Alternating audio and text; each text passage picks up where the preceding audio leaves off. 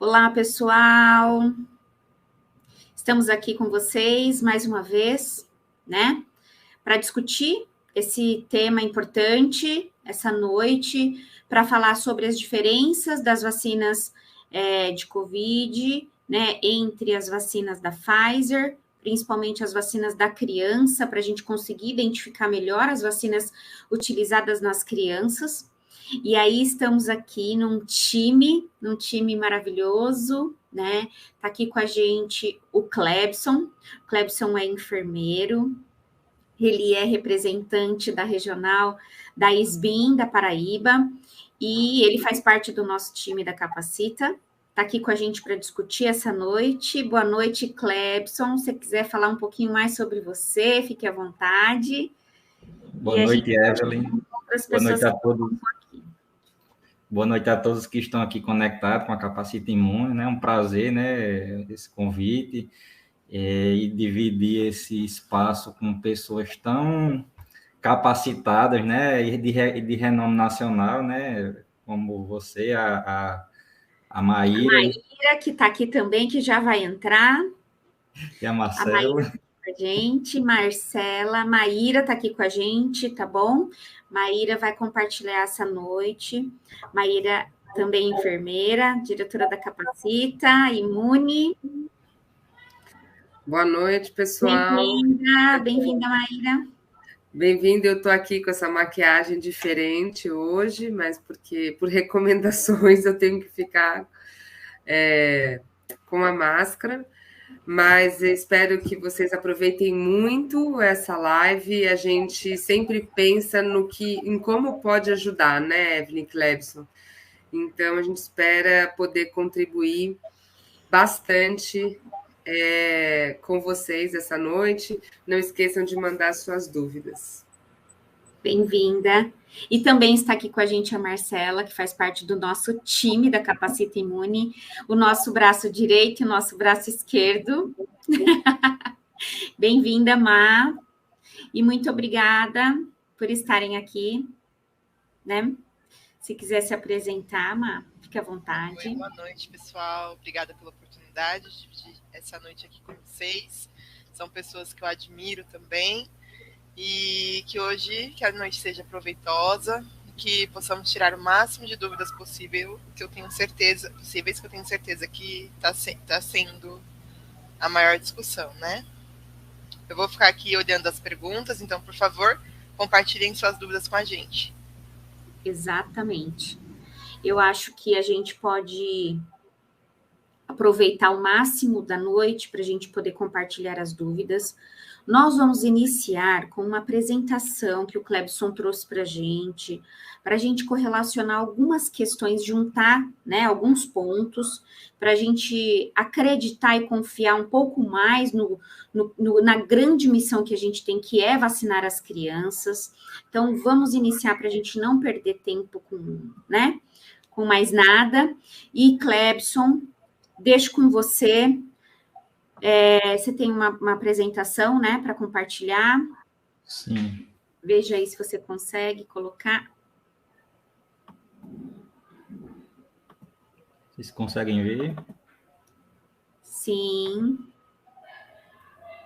Só não está no modo apresentação, Clebson. Eu acho que você tem que pôr no modo apresentação e com o... Isso, ótimo. Ótimo. Tá rolando. Boa noite, né, mais uma vez.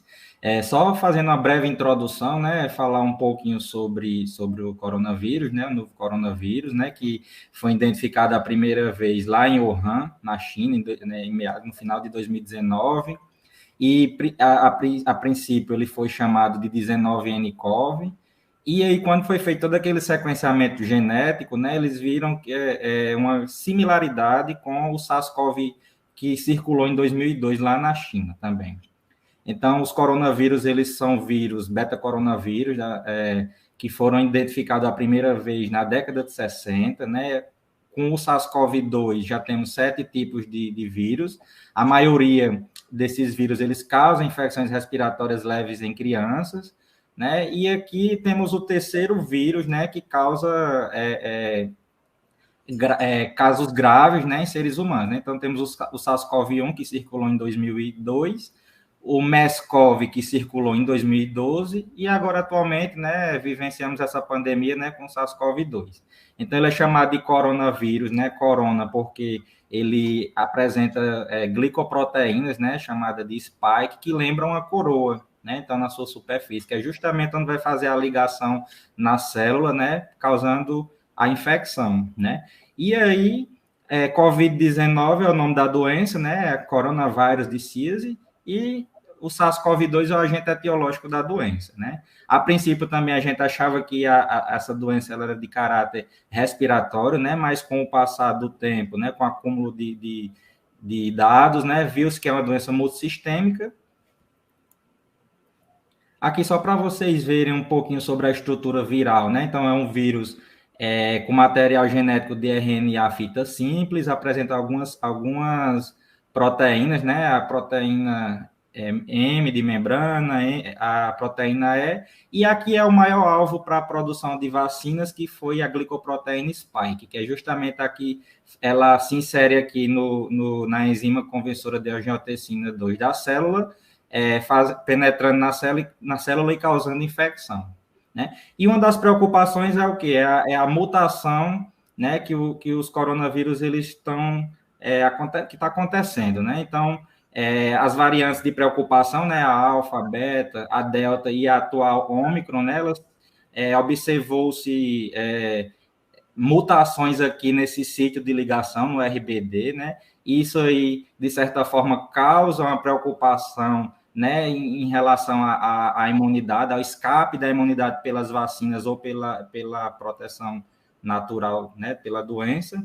Aqui eu tenho dados do Reino Unido, né? Então, observe aqui uma série temporal de casos em crianças, né? Então, aqui temos em azul os casos causados pela cepa original de Wuhan, depois a alfa e a delta, né? Então, é inequívoco que a Omicron ela tem uma maior chance de transmissão, uma maior transmissibilidade, né?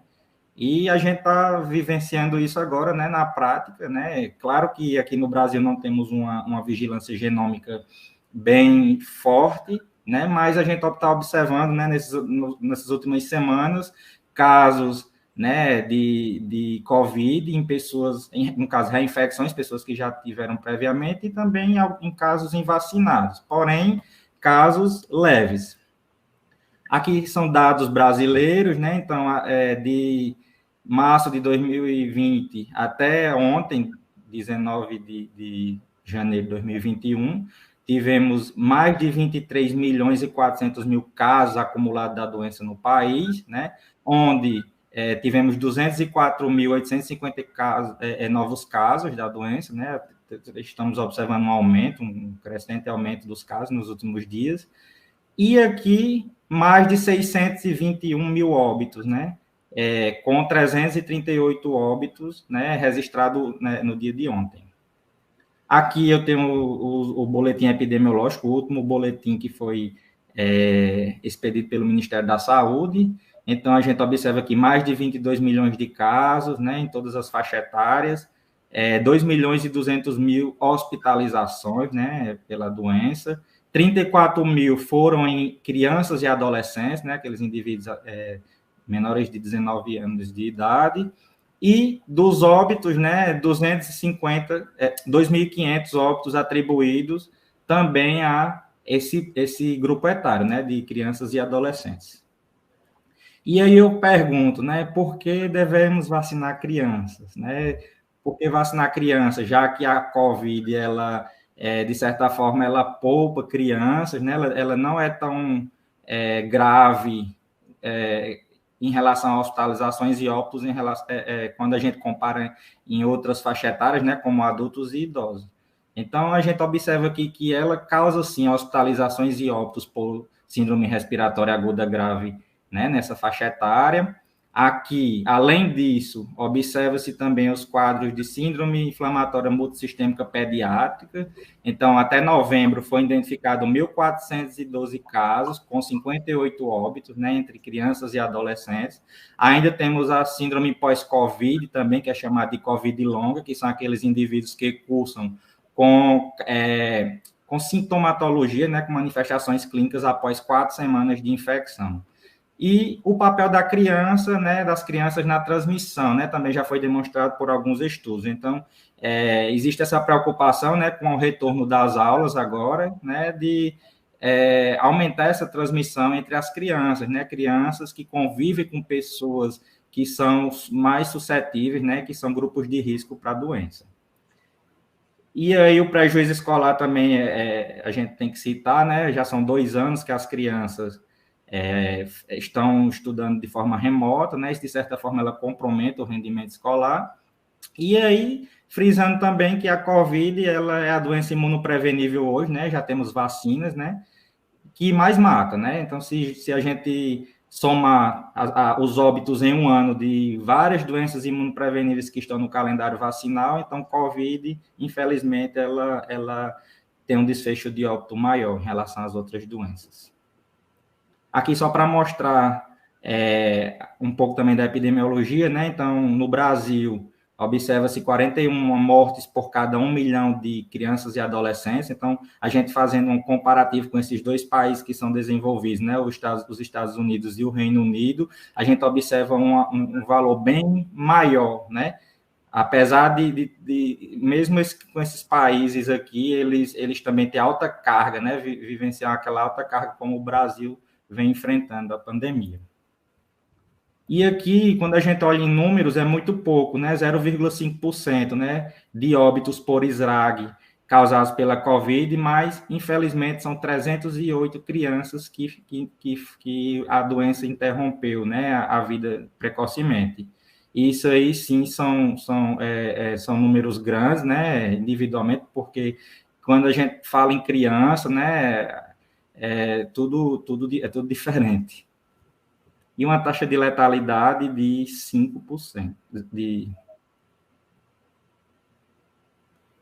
Aqui a gente observa de 2020 3.043 casos de SRAGs que foram notificados pelo CIVEP Gripe e 3.148 casos em 2021. Né? Em relação aos óbitos, 163 óbitos em 2020 e 145 em 2021. Era só isso, só para apimentar um pouco as discussões. Eu acho que você traz coisas bem importantes, né, Clebson? Quando a gente pensa em criança, a gente pensa em vida, né? Em muita coisa pela frente. E aí, quando a gente para pensar, né, que elas estavam sendo acometidas, mas muito menos, e aí a gente vê essa transição também de faixa etária nesse acometimento, né, onde elas começam a ser acometidas, começam a ter um impacto aí nos óbitos, e além disso, né, que eu acho que é uma questão que a gente precisa levantar, é o pós-Covid, né? É a síndrome inflamatória multissistêmica. A síndrome inflamatória multissistêmica, ela está acontecendo. E em casos leves de Covid em crianças. Entre 2 e 4 semanas, elas evoluem rapidamente, né, por um quadro agudo grave, em que elas têm uma falência de múltiplos órgãos, né? Não podemos esquecer que isso está acontecendo por conta da Covid e em casos leves. Sem esquecer também das síndromes pós-Covid, que a gente tem, por exemplo, o Reino Unido, que está acompanhando 20 mil crianças com retardo no desenvolvimento, déficit de aprendizagem, palpitações, né, ansiedade. E aí, né, nós vamos deixar com que elas sejam acometidas e que a gente também tenha essa experiência? Será que nós estamos tão preparados assim para acompanhar essas crianças para dar conta de todo esse impacto que a Covid pode ter na vida delas? Se a gente tem uma vacina, né? A vacina já se mostrou que é segura. Hoje a gente tem, né? Inclusive hoje a gente teve um tumulto grande aí, né? Que aí a gente traz a questão das miocardites, as encefalites, né? Que tem trazido aí uma grande questão e uma grande ansiedade para os pais. Aí a gente volta de novo para os países com experiência com a vacina, né? Estados Unidos já aplicou 9 milhões de doses de vacinas de Covid em crianças, né? A mesma vacina que a gente está utilizando aqui, e tiveram 12 casos de miocardite, 12 casos bem conduzidos, e as crianças estão bem. Toda vacina pode ter seu evento. Só que quando você para comparar uma miocardite que você consegue, né, manejar e que a criança fica tudo bem, e para pensar no impacto disso, por exemplo, na síndrome pós-Covid e na síndrome inflamatória multissistêmica, não tenho dúvidas que a vacina é o melhor caminho. Né? Então, Evelyn, acho que essa é a questão. Eu queria complementar que você falou da miocardite, né? Que foram 12 casos em 9 milhões de vacinas administradas. E só para lembrar que a doença COVID também pode causar miocardite. E Isso. Em crianças, ela causa 20 vezes mais do que a vacina. Então, assim, os dados estão lá, estão postos, né? E uma coisa que eu brinco muito é que é engraçado, há pouquíssimo tempo atrás, todo mundo queria fazer a vacina da Pfizer. Ninguém queria fazer a Coronavac, ninguém queria fazer a AstraZeneca, todo mundo queria fazer a vacina da Pfizer, que era a Dolce & Gabbana. Era a Dolce & Gabbana, né? E agora mudou, né? As fake news foram tantas, né? Essas informações desencontradas foram tantas que as pessoas começaram a questionar. Mas que tecnologia é essa? Eu prefiro fazer a vacina da AstraZeneca do que fazer a vacina da Pfizer. Mas o princípio é praticamente o mesmo, só muda o jeito que o antígeno chega na célula, né? Então, eu acho que falta um pouco disso, falta um pouco de reflexão, se aprofundar nessas informações, né? Então, acho que esse número é importante a gente ter, porque o que a gente quer trazer aqui é embasamento para você, profissional de saúde, dialogar com essas famílias e explicar a importância da vacinação. Então, dizer, olha, existe um risco de miocardite mínimo. E como a Evelyn falou, todos conduzidos muito bem, não teve nenhum óbito por conta disso. Enquanto que a própria doença tem um risco 20 vezes mais de ter miocardite, né? Então, para mim, ali já mata. Para mim, mata a charada nesse momento. Com certeza. E tem uma pergunta, Maíra, que me fazem o tempo todo, né? Qual é o impacto do uso dessas vacinas com essas novas tecnologias, né? A longo prazo. A longo prazo a gente não sabe, né? Assim como nós não sabemos das outras vacinas que a gente utiliza. Claro que a gente tem vacinas aí que a gente está utilizando há milhares, né, de anos. Aí você para pensar, né? Eu fiz uma analogia com os agrotóxicos, certo? Nós consumimos agrotóxicos o tempo todo dentro do nosso alimento. Será que a gente já parou para pensar no impacto desse agrotóxico no nosso corpo ao longo da vida? Não vejo as pessoas falarem sobre isso, né? Mas aí eu não vou deixar de me alimentar porque dentro do meu alimento tem agrotóxico e eu também não sei qual é o impacto dele. Será que eu vou levar isso para a decisão também da vacina, enquanto que o uso do agrotóxico só tem um beneficiário, que é quem? Quem produz, é o produtor. Enquanto que a vacina, o benefício ele é coletivo. O benefício é coletivo. Eu vou me vacinar, inclusive, para proteger as pessoas que não respondem para a vacina, que têm problemas no seu sistema imunológico, que não vão responder. E quando eu recebo a vacina, eu vou diminuir as chances, né, de levar essa doença para essa pessoa que não pode, né, receber a vacina, ou se receber, não vai ter resposta imune, né? Então, o benefício da vacina, ele é coletivo. Então, nós estamos fazendo tantas perguntas e tantos questionamentos para coisas que a gente já consome e também não tem respostas, né? Então, eu faço essa analogia o tempo todo para as pessoas que me perguntam isso. Qual é o impacto a longo prazo? Não sei. Vamos viver, né? E para a gente viver, para saber, a gente precisa se vacinar. Disso eu tenho certeza. Né? Sabendo que eu tenho uma proteína dentro dessa vacina e que proteína dentro do meu corpo é degradada. Opa, legal, né? E ainda vai me proporcionar um estímulo imunológico. As respostas eu acho que estão dadas. Por que vacinar criança é importante, né? As vacinas são seguras e elas justificam a descontinuidade dessa pandemia, porque se a gente não vacinar criança, o vírus vai continuar sofrendo mutações e nós não vamos mais ter controle de nada. E o caminho é esse, vacinar. Certo? Isso Exatamente. mesmo. Quando a gente fala de adolescentes e crianças, né, eles respondem por 30% da população. Então, se a gente pensa na imunidade indireta, na imunidade coletiva, tem que vacinar, né? Todos os públicos que essa vacina ela já está disponível, né? Que ela já está licenciada. Com certeza.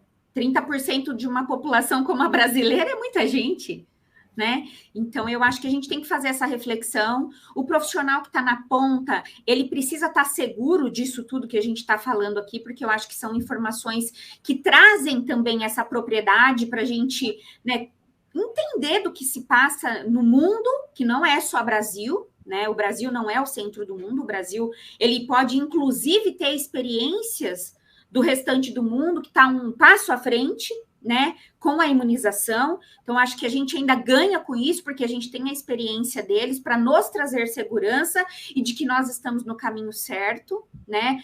Eu acho que é isso, eu acho que esse é o caminho. E aí a gente vai entrando para uma questão operacional, né? Que é um pouco do que é o tema, de fato, da aula. Operacional. É conseguir, né, identificar as vacinas que a gente tem disponível, é conseguir fazer uma boa prática, um bom manuseio, um bom preparo, uma boa triagem, né? E conseguir, de fato, administrar uma vacina de maneira segura. Existem algumas questões que envolvem aí uma dedicação do profissional, né? Porque são volumes de doses diferentes, são frascos diferentes, e que isso, gente, precisa fazer parte da rotina da vida do profissional vacinador. Não é só agora. Não é só agora. Os erros podem vir decorrentes de uma má atenção, de uma má prática, mas a gente também entende que pode vir de um desgaste, né, do profissional. A gente sabe que os profissionais estão desgastados. Pode vir também de profissionais que estão em outros setores, que não têm habilidade com vacinas e que acabam tendo que fazer vacina. Então, aí o profissional acaba indo parar dentro da sala de vacina sem nenhum treinamento. E aí, gente, eu entendo, né, enquanto profissional de saúde, que eu preciso buscar por esse conhecimento. Não dá para eu cair dentro de uma sala de vacinas e não conhecer e começar a aplicar. Porque aí eu estou indo, né, contra o meu código de ética, porque eu vou executar algo que eu não sei. Então, a gente precisa parar para pensar nisso. Se eu não tenho propriedade, se eu não sei, eu preciso falar, não sei, não dá para eu ficar nesse lugar, né? E aí a gente sabe que existem outras questões que envolvem estar lá ou não, porque aí a coisa é delegada, a coisa é impositiva, a gente entende tudo isso. Mas o que a gente quer trazer aqui é o que é importante, estar atento para que essa vacinação aconteça da melhor forma. Todas as dicas que a gente vai dar aqui, envolve a vacinação da criança? Envolve, mas serve para todo o resto, tá? Então, essa aula é uma aula que a gente vai assistir hoje, é uma aula que a gente vai assistir amanhã, daqui 5 anos, daqui 10 anos, que ela ainda vai servir de orientação para boas práticas de vacinação. Ok? Tudo bem, gente? Tem alguma pergunta? Não, né? Tem alguma pergunta aí que eu posso seguir aqui, então? Então, não, Má. Você quer complementar com alguma coisa? Maíra, Marcela, Clebson? Falei bastante. Não, acho que a gente pode seguir. Tá certo. Eu vou colocar aqui um slide legal aqui para a gente conseguir olhar para essas diferenças da vacina, tá? Então, eu quero trazer para vocês aqui. Deixa eu só abrir ele aqui, só um minutinho.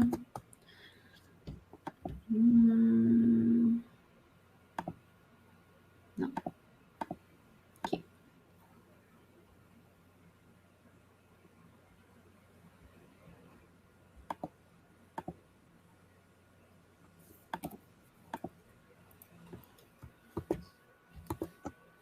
Foi? Ainda não. Não? Acho que eu fiz errado.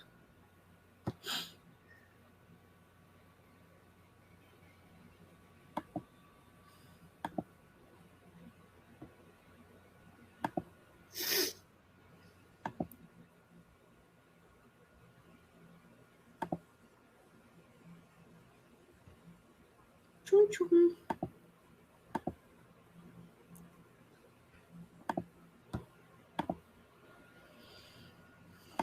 Tá difícil. Quer que eu tente aqui? Você tem ela aí, né? Tenho. Que eu acho que tem que subir ela.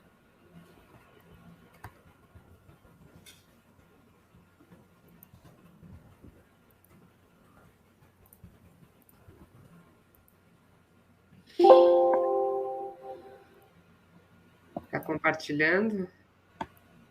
Sim. Foi? Só tá meio... Ah, tá no PDF, né? Uhum.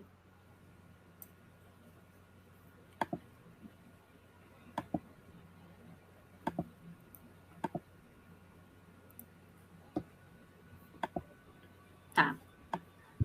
Então, essas diferenças, né, que envolvem aí as vacinas da Pfizer e que a gente ainda vai ter uma nova vacina que a gente descobriu hoje, né? Que é a Coronavac. A gente vai falar sobre a vacina da Pfizer.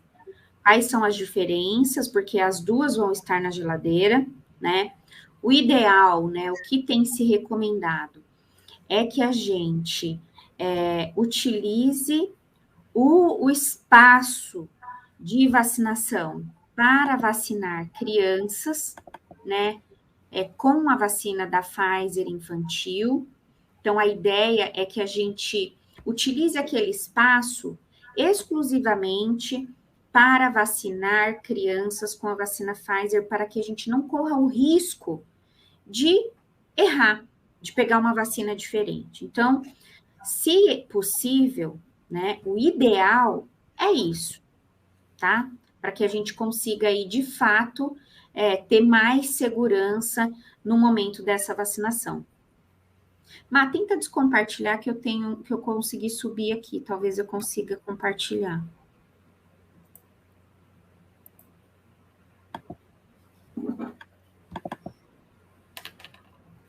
Foi. Yes. Foi. Então, o que envolve aí, né? Esses detalhes da vacina da criança e da vacina de adulto. Primeiro é a coloração, né? Que se destaca, que a gente pode se orientar pelas cores, né? A gente, geralmente, as cores nos ajudam, tá? Mas o rótulo também é importante. Claro, o destaque aqui é para a vacina da Pfizer, então a coloração, né? Nas vacinas de criança é a laranja. Então, vacina de criança é o frasco laranja, enquanto que o frasco do adulto é roxo. E existe aí uma diferença na concentração de antígenos, tá? O adulto, ele recebe uma concentração de antígenos maior do que a criança. O adulto recebe 30 microgramas e a criança 10. O número de doses por frasco também é diferente. O adulto, o frasco do adulto, o roxinho, tem 6 doses. O laranja, que é o da criança, tem 10 doses. E lembrar sempre, gente, precisa diluir, tá? Não se esqueçam disso. Precisa de diluição. E como precisa de diluição, eu preciso que esse flaconete de diluente já esteja na minha geladeira de 2 a 8 graus, tá? Então, ele precisa ir para a minha geladeira pelo menos 24 horas antes de eu utilizar ele, que foi o tempo dele estabilizar na temperatura de 2 a 8. Certo? Então, isso envolve o quê? O planejamento do meu dia. Eu preciso ter um número suficiente de diluente, né, para a minha demanda diária, tá? Então, a gente já recebeu várias questões aí de terem feito a vacina sem diluir.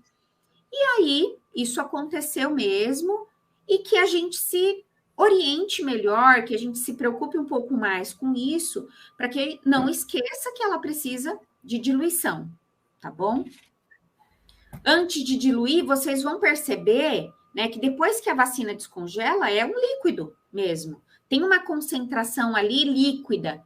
Por isso que tem gente que está errando, que vai lá e aspira o conteúdo e aplica antes de diluir, tá? Então, fiquem atentos a isso. A diluição é necessária, tá? Tem um volume no frasco roxo do adulto de 0,45 ml e na criança de 1,3.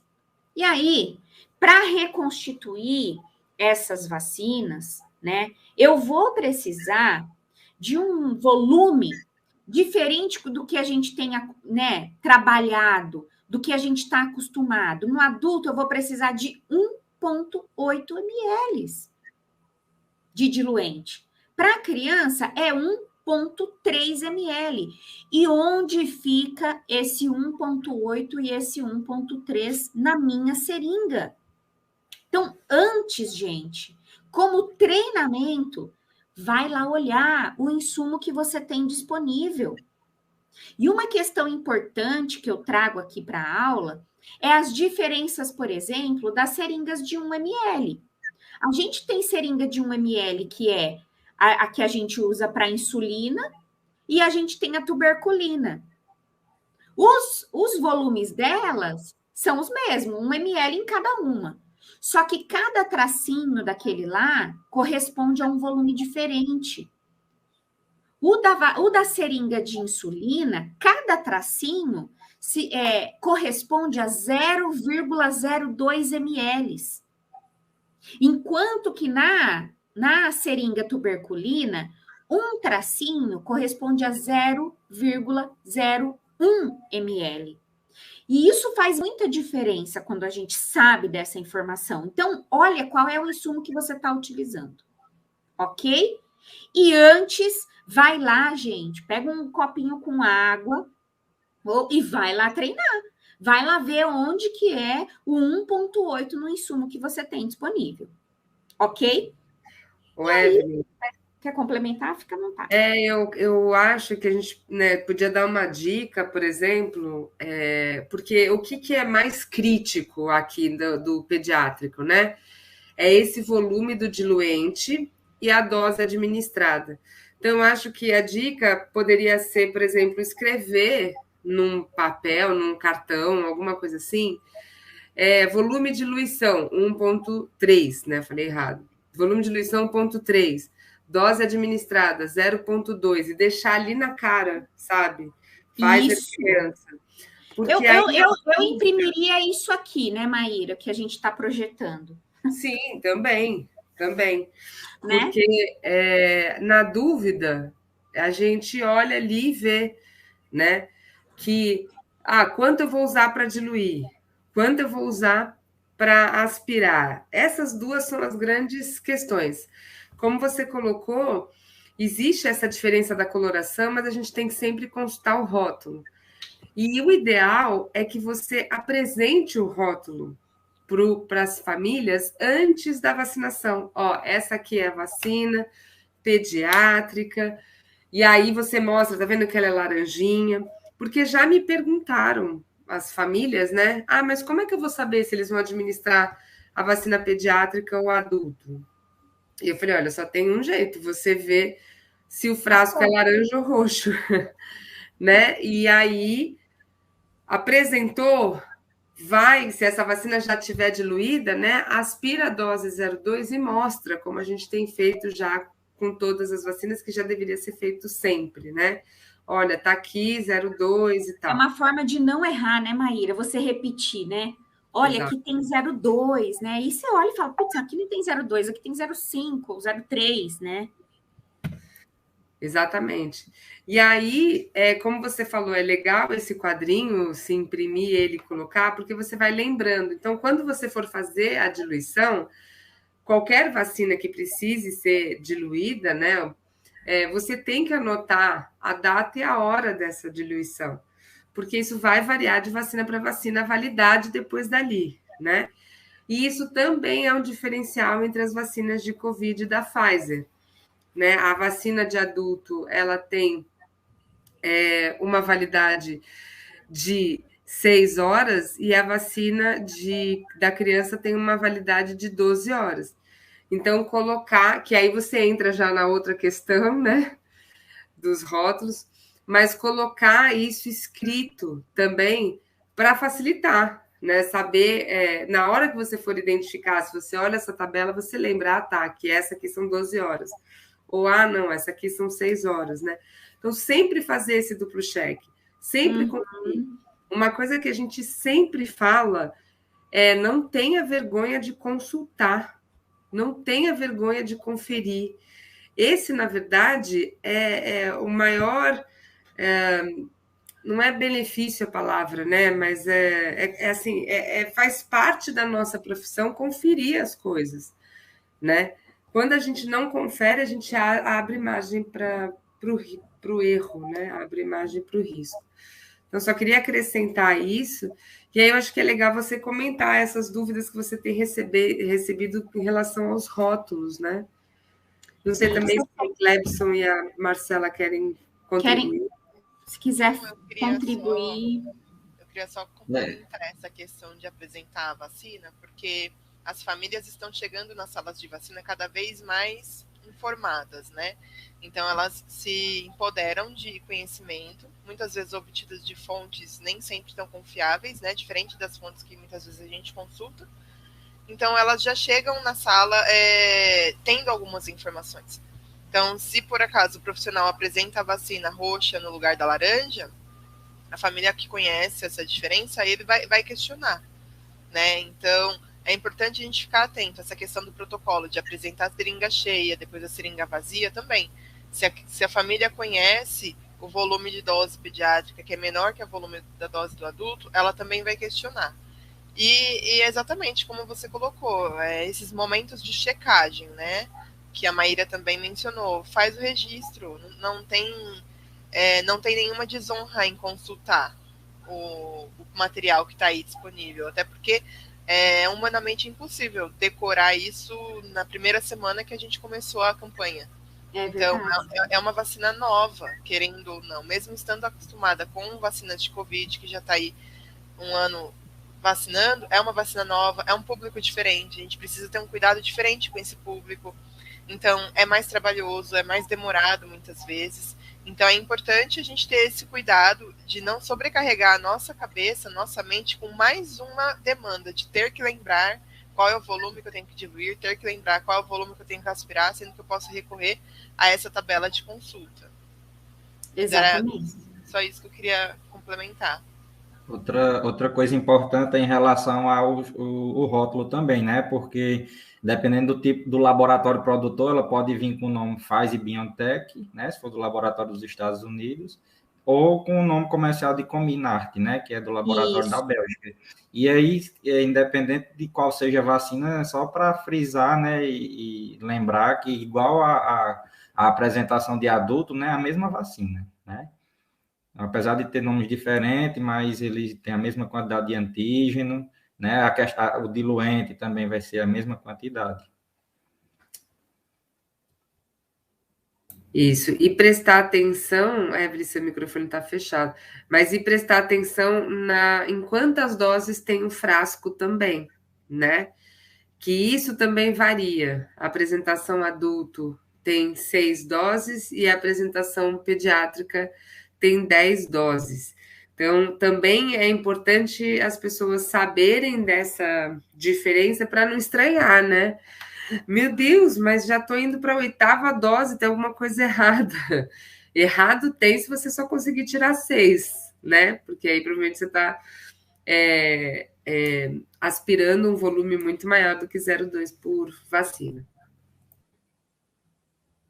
Outra dúvida bem corriqueira em relação ao preparo é a questão da homogeneização, né, da vacina, né? Que lá na bula ela diz que após o descongelamento se faz aquele movimento, não se pode agitar, né, porque os RNA mensageiros são muito frágeis e aí pode ocorrer uma desintegração desse antígeno vacinal. Então, se faz aquele movimento de 10 vezes, né, cabeça para cima, cabeça para baixo, após o descongelamento, faz a diluição e após a diluição faz novamente.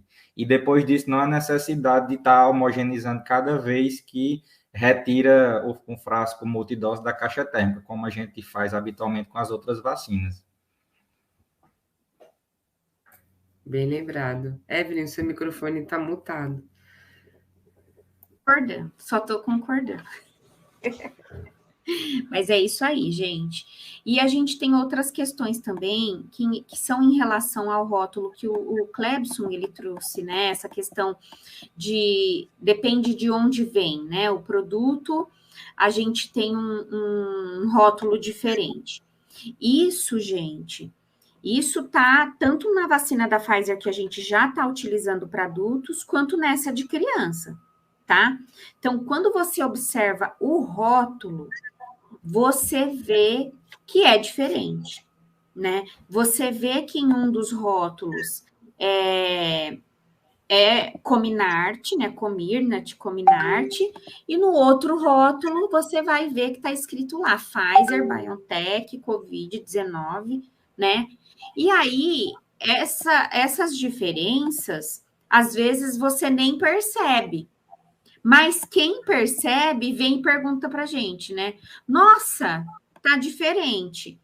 Tá diferente porque são de laboratórios diferentes e é isso mesmo e tá tudo certo, né? Então, só para vocês entenderem, porque pode ser que vocês também sejam questionados e aí, se forem questionados, para que vocês saibam aí o que é que a gente está falando, tá bom, gente? Com relação ainda à rotulagem, tá? Que eu vou ver se eu passo aqui, deixa eu ver. Este rótulo, né? Este é um dos rótulos, né? Esse é o que vem escrito Pfizer-BioNTech. Eu não sei se você consegue ver, mas aqui onde está circulado, você vê que ele vale por 6 horas. Dá para vocês verem? Então, fiquem atentos. Se você pega e está escrito vale por 6 horas, isso, gente, é uma rotulagem antiga da Pfizer. E como tinha uma urgência para distribuir, essas horas já mudou, tá? Olha aqui, o número de horas depois de diluído não é mais 6 horas, tá? Então, isso é importante. O número de horas após a diluição é de 12 horas para a vacina infantil, tá? A vacina de adulto continua 6 horas, mas a vacina infantil é 12 horas. Só que alguns frascos que não houveram, né, não houve tempo suficiente para trocar o rótulo, mas o PNI tem toda essa documentação, isso foi discutido na Anvisa e tudo mais, é de 12 horas. Então, fiquem atentos, né? A recomendação que está valendo é sempre a mais atual, muda prazo de validade, porque as vacinas estão sendo estudadas, a sua estabilidade também. Então, esses tempos podem mudar, então fiquem atentos. Às vezes o que está no rótulo não é o que está em vigência, tá? Então, essa é uma outra dica que a gente traz para vocês.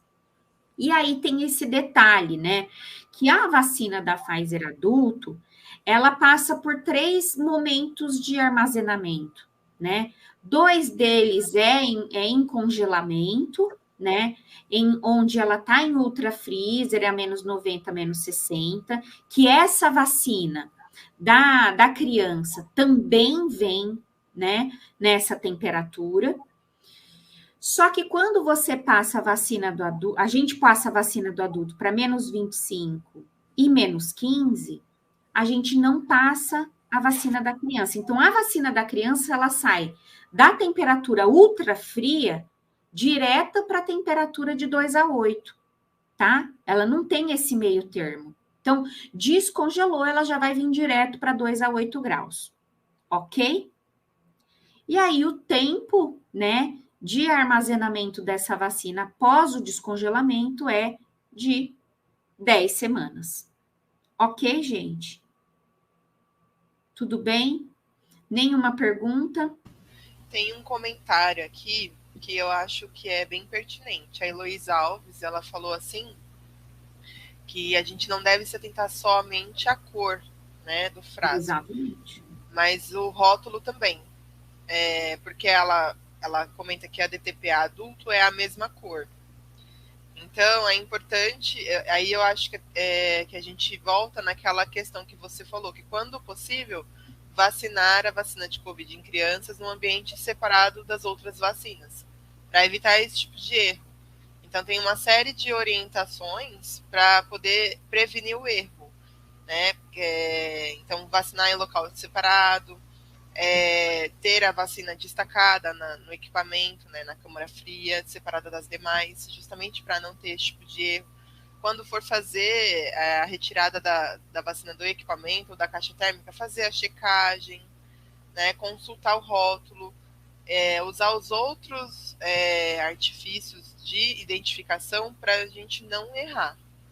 Porque justamente as embalagens elas podem ser semelhantes, os rótulos podem ser semelhantes, e na correria a gente pega, ou alguém a gente colocou num lugar, aí tem certeza que colocou naquele lugar, mas aí um colega veio antes, mudou de lugar e você não se atentou a isso.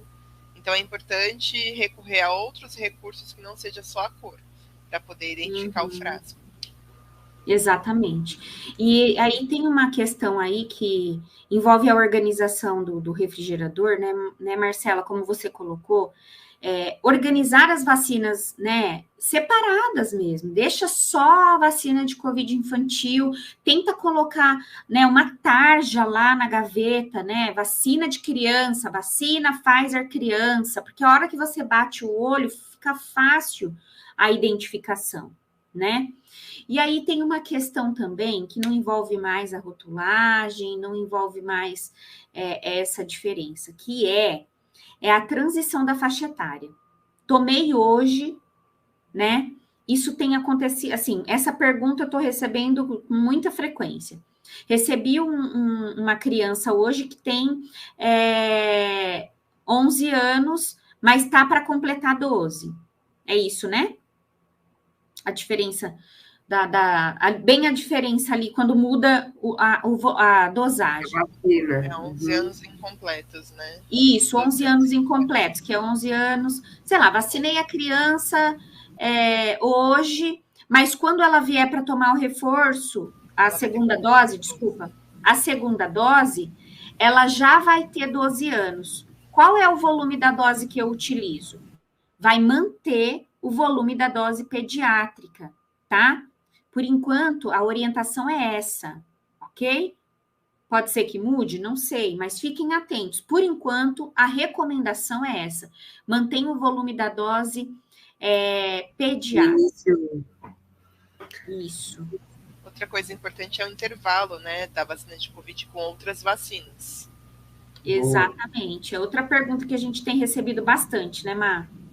Isso, que é importante ter o intervalo de 15 dias, né, entre a vacina de Covid e as demais vacinas do calendário, que é diferente no adulto, que a gente já passou por essa fase e hoje a gente sabe que pode vacinar a vacina de Covid com outras vacinas do calendário no mesmo dia no adulto, mas a criança precisa respeitar esse intervalo ainda de 15 dias. Até para a gente evitar erros, né, Marcela? Erros, né? E também para evitar confusões de eventos, né? De reações vacinais, e aí achar que é da Covid, mas é da outra vacina que você está administrando. Então, isso é bastante importante a gente ficar atento para que a gente não erre, tá? Também tem uma dúvida se a criança já teve Covid, se ela ainda precisa se vacinar, né? A orientação é sim, independente se teve Covid ou não, e a recomendação é que a vacina seja feita 30 dias depois da doença, como é feito em qualquer faixa etária, né? Isso também causa muitas dúvidas. Com certeza, isso tem sido uma discussão bem, né? E tem nota técnica, né? Tudo isso que a gente está falando está na nota técnica de implantação da vacinação de Covid em criança, né, gente? Então, é importante que vocês tenham essas notas, que vocês se atualizem caso novas notas apareçam, surjam. Então, acho que é importante que vocês fiquem atentos a essa questão também, né?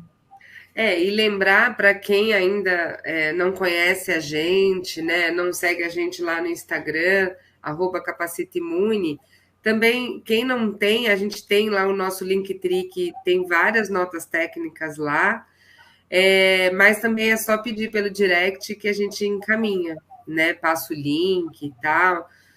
Lembrar da Sociedade Brasileira de Imunizações, que também tem muito material lá, né? Então, na dúvida, é sempre um bom caminho para a gente seguir, é consultar o site da SBIM, que é sbim.org.br.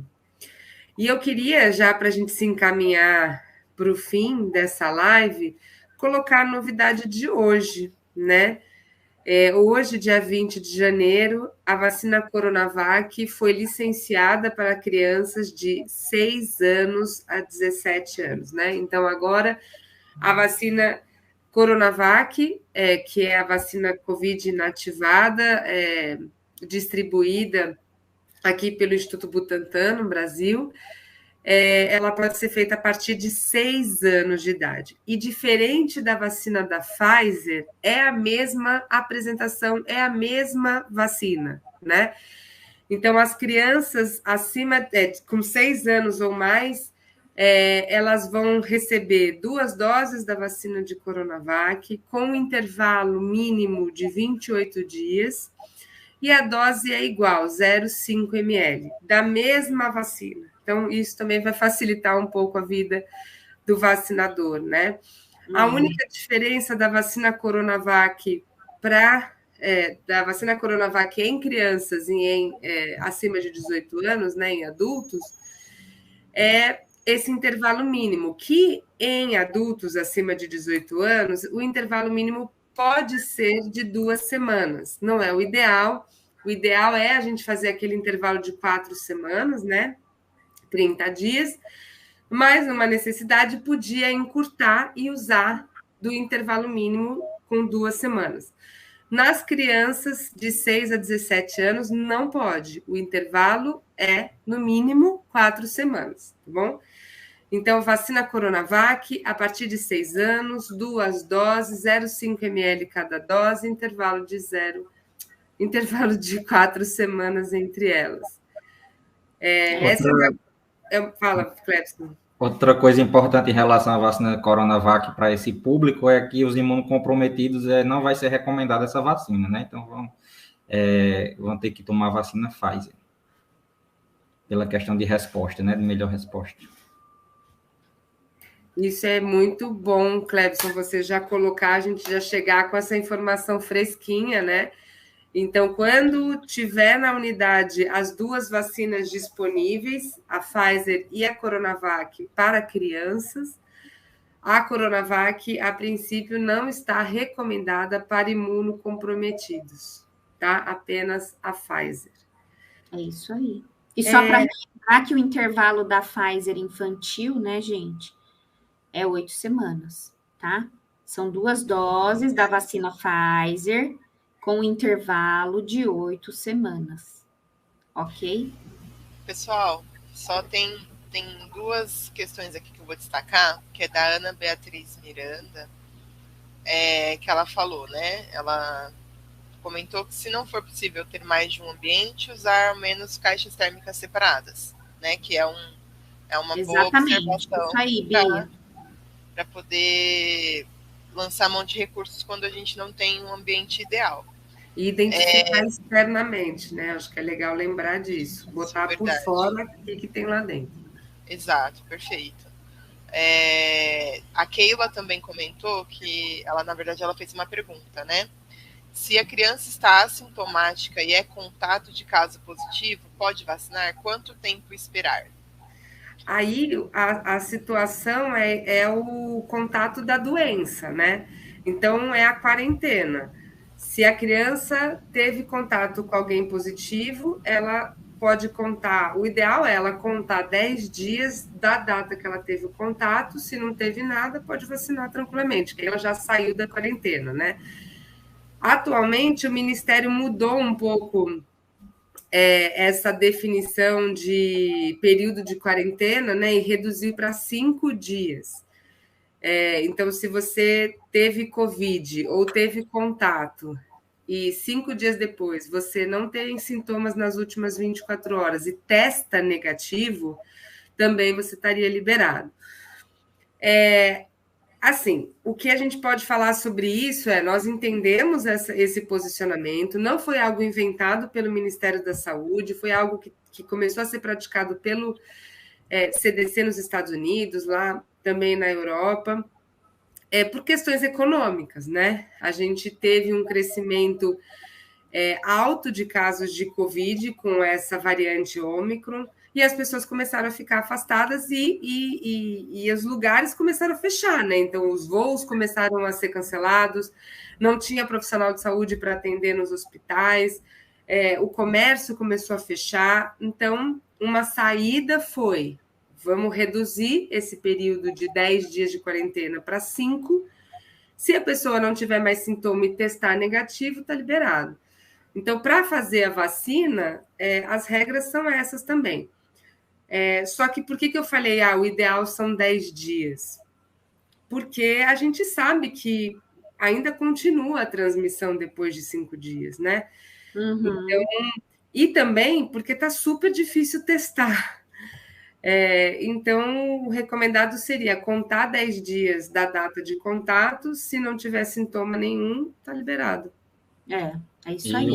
Só uma novidade, né? Amanhã vai ter uma reunião do CETAI, né, no Ministério da Saúde, e eles vão discutir justamente isso, o intervalo de infecção COVID para vacinação, tanto de criança quanto de adultos. Então, pode ser que essas recomendações mudem, né?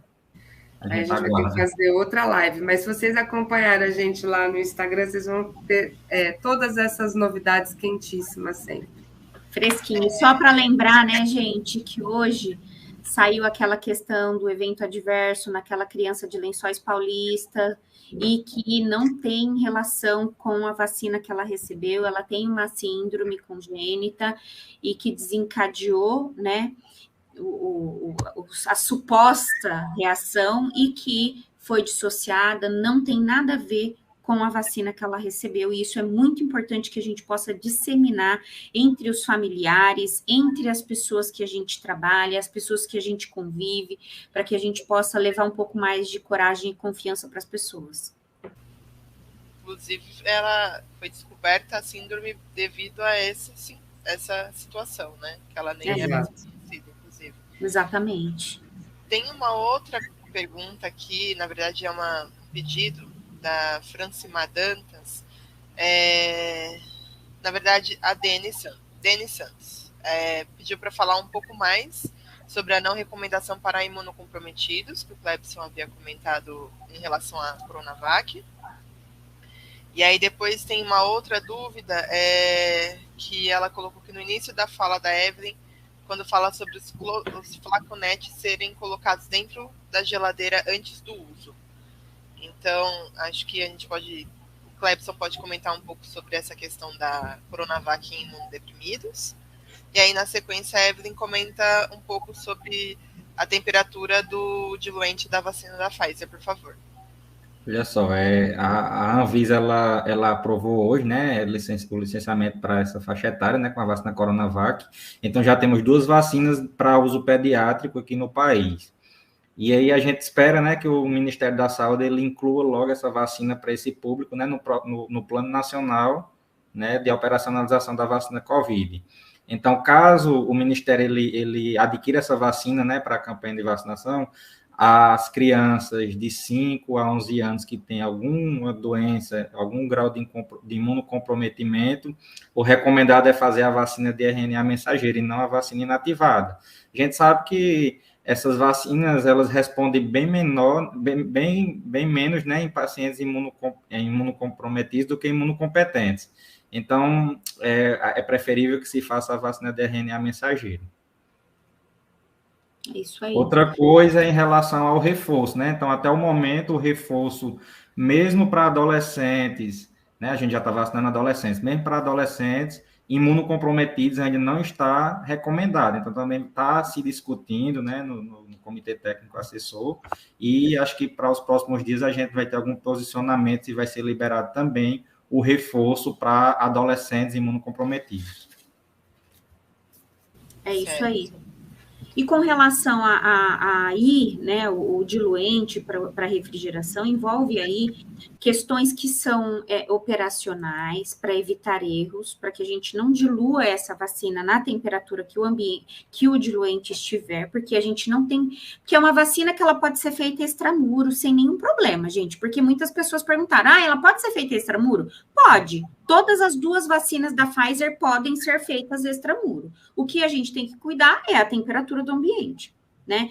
Escolher um lugar mais fresco. E aí, gente, como que você mantém os diluentes, né, seguros numa boa temperatura, junto com as vacinas, sob refrigeração, e o que o CDC orienta, a Organização Mundial da Saúde recomenda, é que todas as vacinas em que a gente transporta o diluente em temperatura ambiente, que antes do uso, eles sejam armazenados de 2 a 8 graus por pelo menos 24 horas antes da sua utilização, para que eles estejam na mesma temperatura da vacina que você vai diluir. Será que foi claro? Acho que sim, né? Eu acredito que sim. E é bem interessante que tenha agora 2 vacinas, porque a gente vai conseguir alcançar mais rápido, né, um número maior de crianças vacinadas. Com certeza. E ter um controle maior da pandemia. Eu acredito que é isso aqui no chat.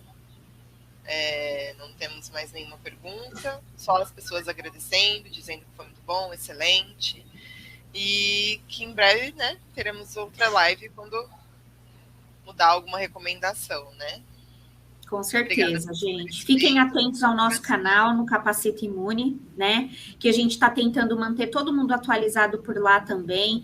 Fiquem atentos, nos sigam, nos compartilhem. E muito obrigada por estarem aqui, né? Muito obrigada. Agradeço a presença de todos vocês. Como a gente falou, a gente espera contribuir com informação para que vocês se sintam mais seguros e que a gente consiga vacinar o maior número de pessoas. Agradecer muito ao Clebson e à Marcela, que fortalecem muito o time da Capacita Imune. Claro que eu não posso deixar de agradecer a Evelyn também, pela parceria de sempre. Bom, então até a próxima, gente. Muito obrigada. Até a próxima, gente. Obrigada. Obrigada. Obrigado.